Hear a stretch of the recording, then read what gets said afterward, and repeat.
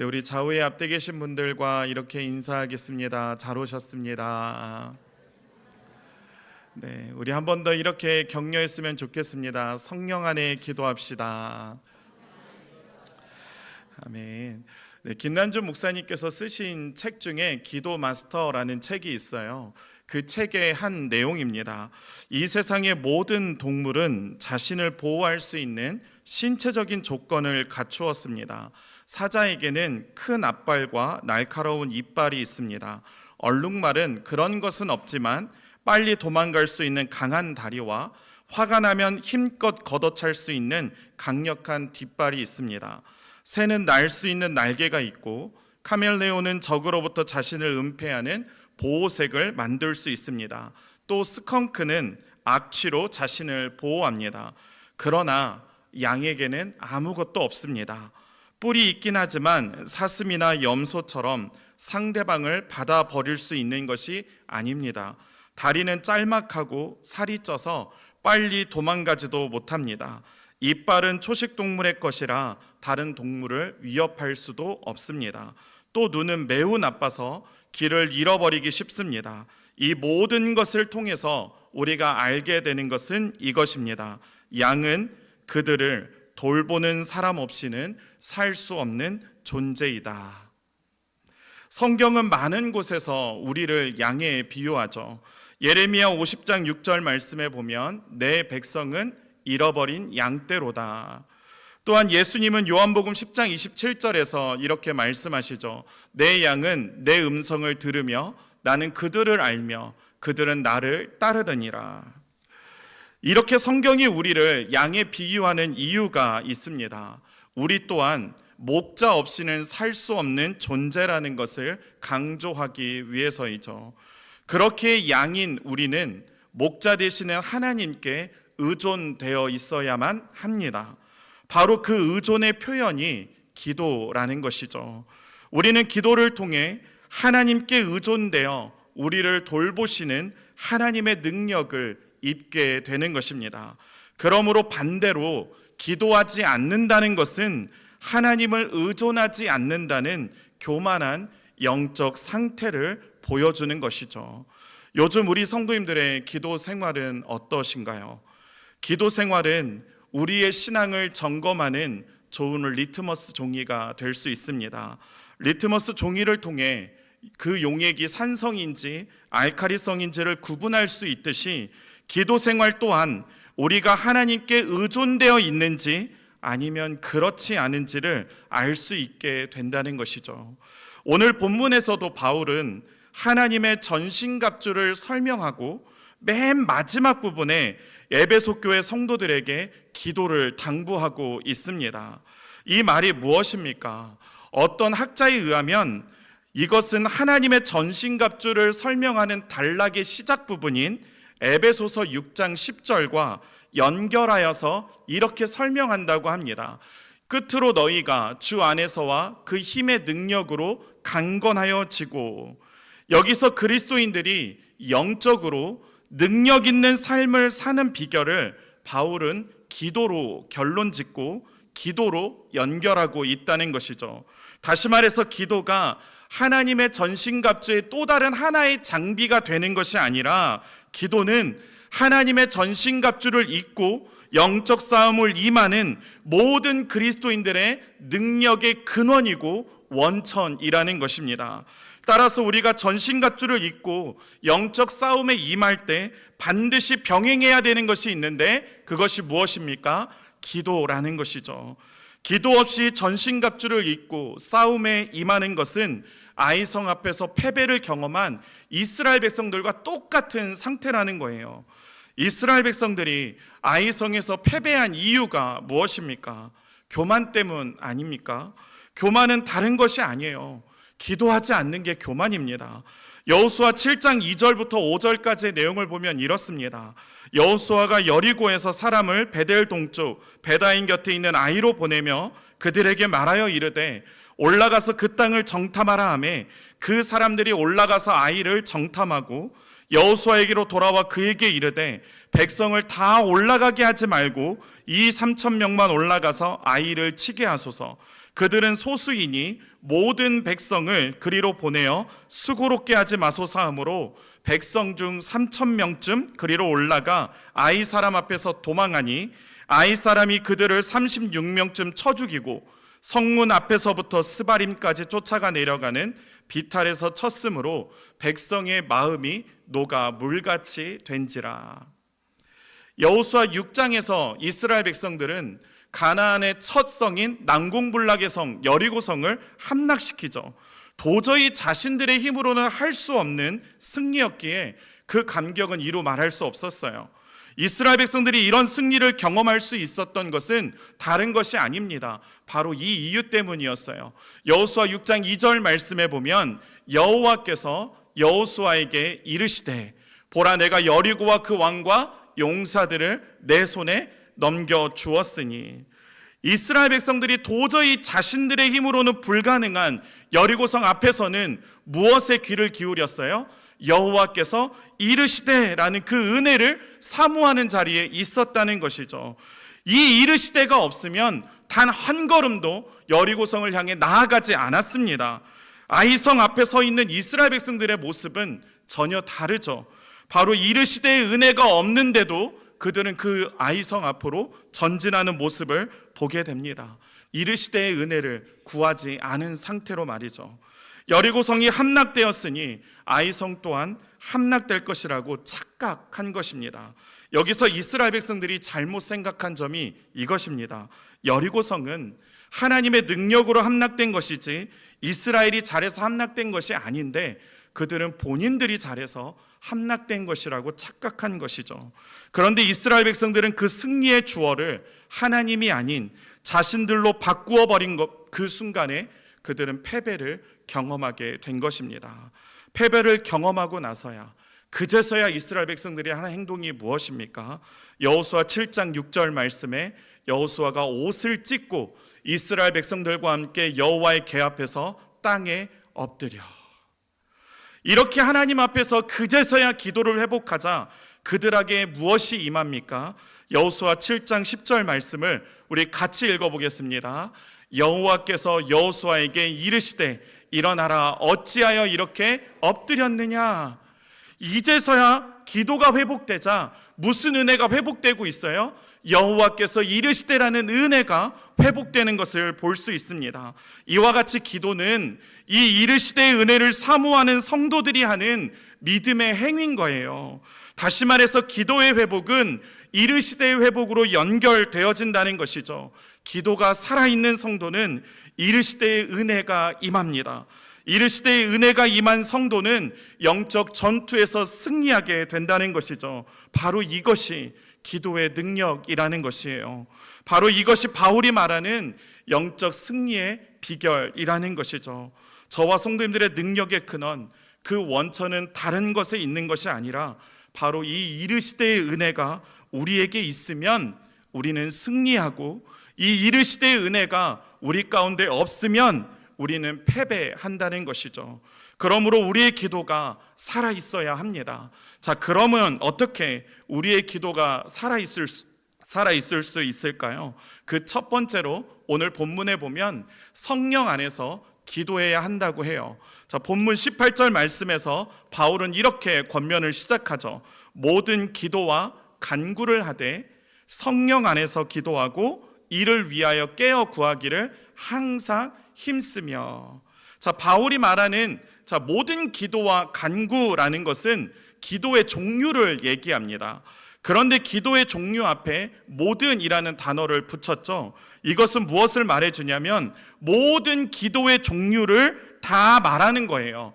어떤 종류의 기도를 지금 드리고 있든지 모든 기도의 종류는 그 다음에 나오는 원칙 아래에 놓여 있어야 한다는 것인데, 그것이 바로 기도의 방법이라는 것이죠. 그렇다면 기도의 방법을 바울은 뭘로 제시하고 있어요? 성령 안에서 기도해야 한다라고 말하는 것이죠.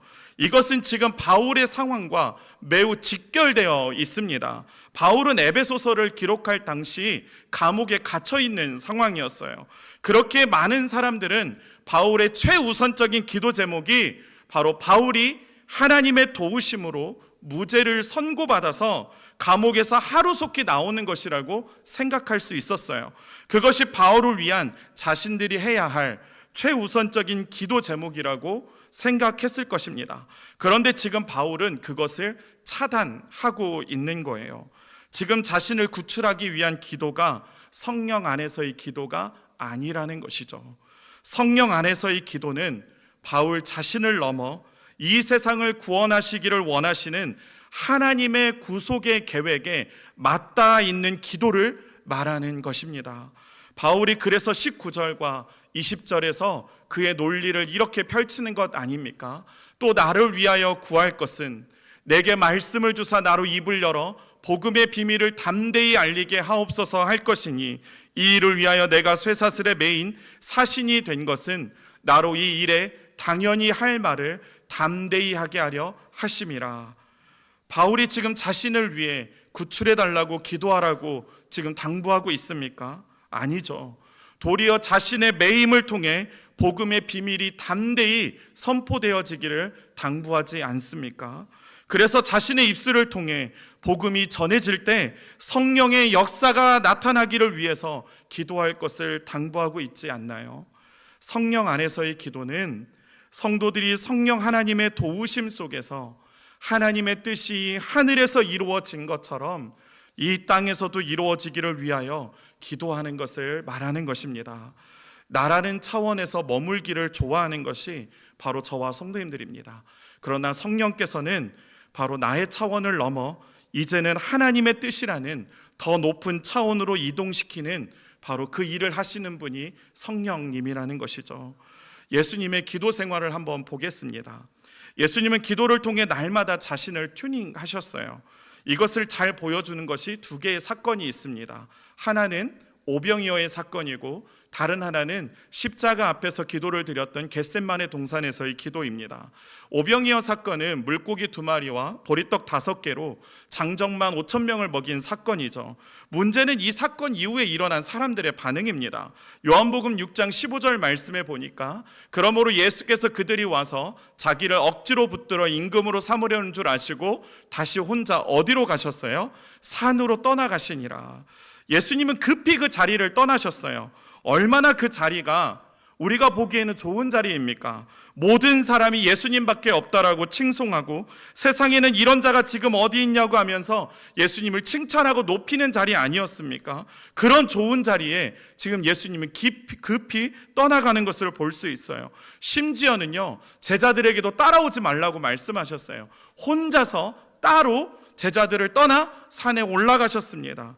예수님께 있어서 산은 기도하는 자리였어요. 하나님의 임재를 경험하는 장소였다는 것이죠. 그곳에서 예수님은 자신을 하나님 앞에서 튜닝하고 계셨던 것입니다. 튜닝은 악기들이 흐트러진 음들을 바로 잡아주는 것을 말해요. 흐트러진 음들로는 아름다운 화음을 만들어낼 수 없기 때문이죠. 이와 같이 예수님은 세상에서 들려오는 수많은 소리들 앞에서 하나님의 뜻을 분별하기 위해서 기도의 자리로 나아가셨던 것입니다. 그런가 하면 겟셋마네 동산에서의 예수님 모습 또한 어떻습니까? 자, 이제 곧 불어올 십자가의 고난 앞에서 예수님도 인성에 따라 이렇게 고백하지 않습니까? 우리 마태복음 26장 39절 말씀을 같이 읽겠습니다. 조금 나아가사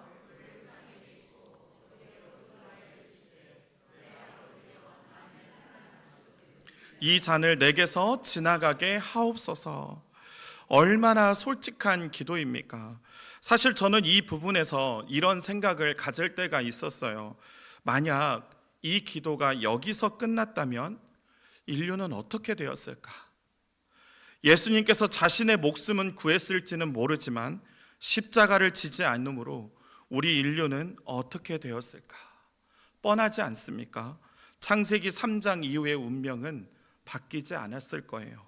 그런데 예수님은 기도를 통해 자신의 그런 마음을 다시 튜닝하지 않습니까?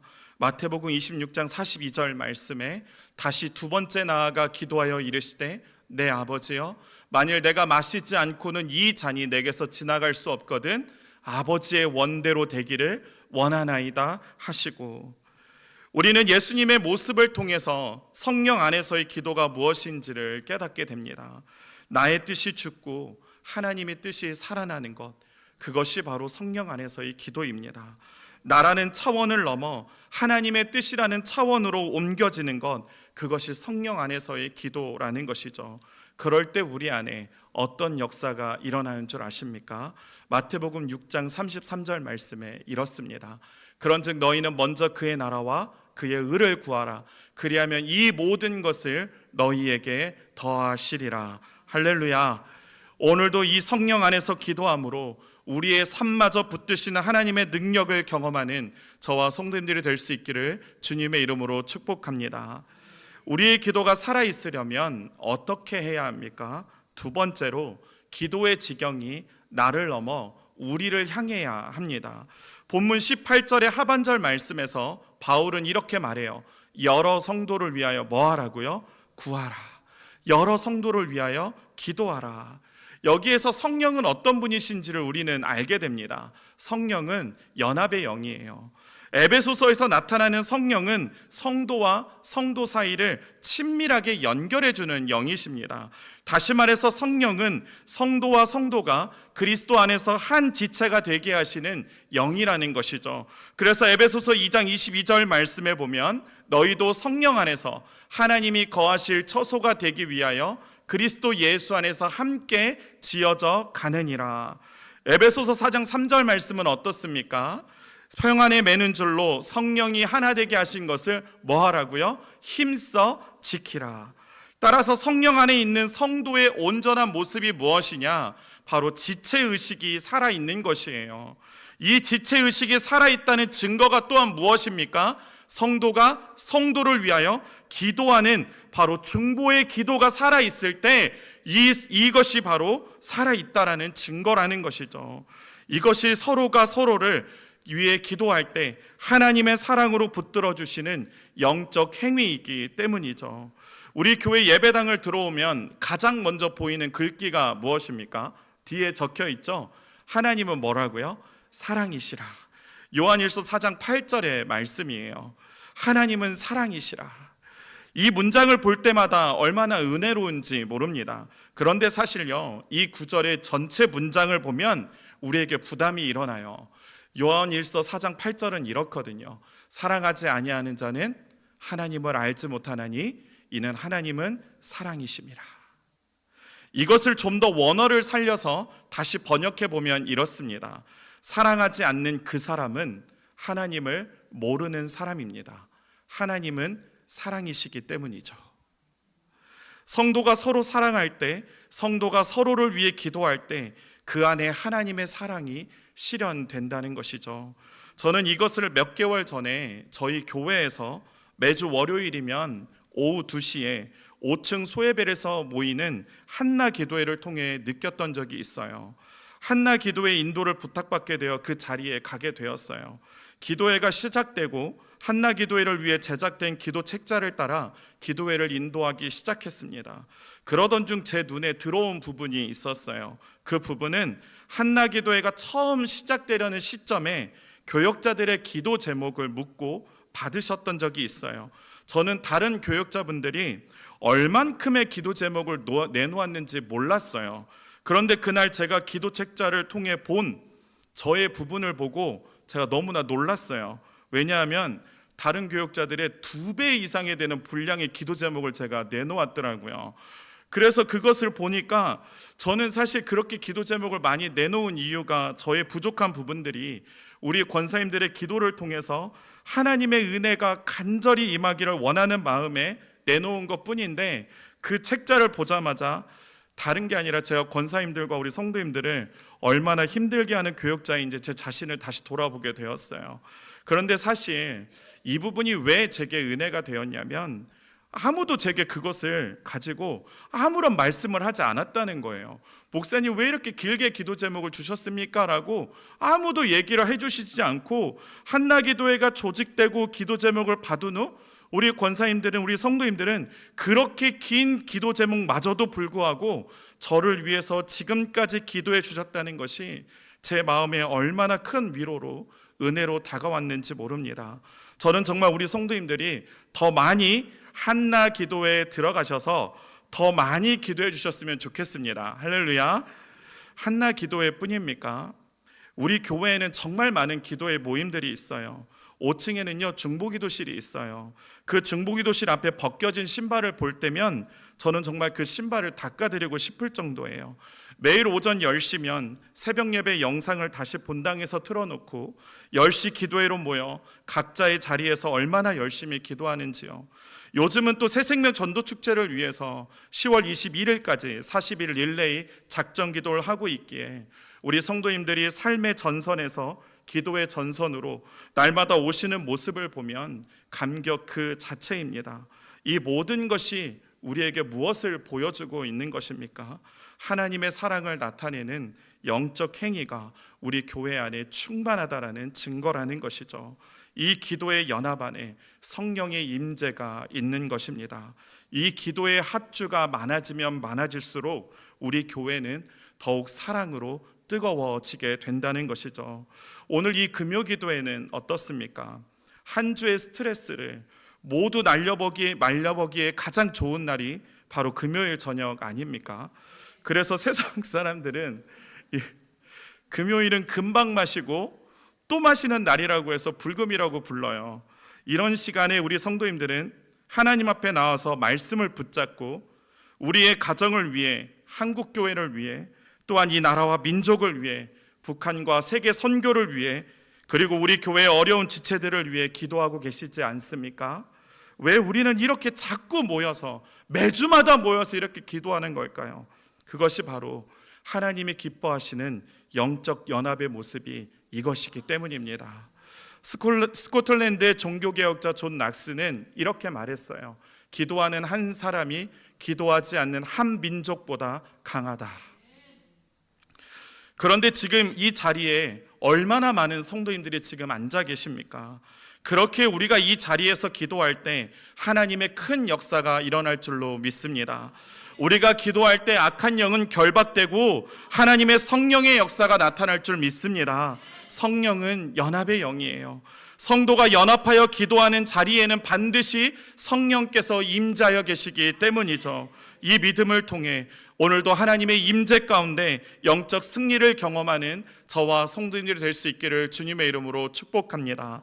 말씀을 맺겠습니다. 무디 목사님은 모세의 생애를 세 가지의 단계로 묘사했어요. 첫 번째는 덤띵의 단계입니다. 모세가 왕자로 있을 때 이때 모세는 자신을 뭔가 할 수 있는 어떠한 존재라고 생각했습니다. 두 번째의 단계는 나싱의 단계예요. 그 후 40년간 광야에서 목자로 있을 때입니다.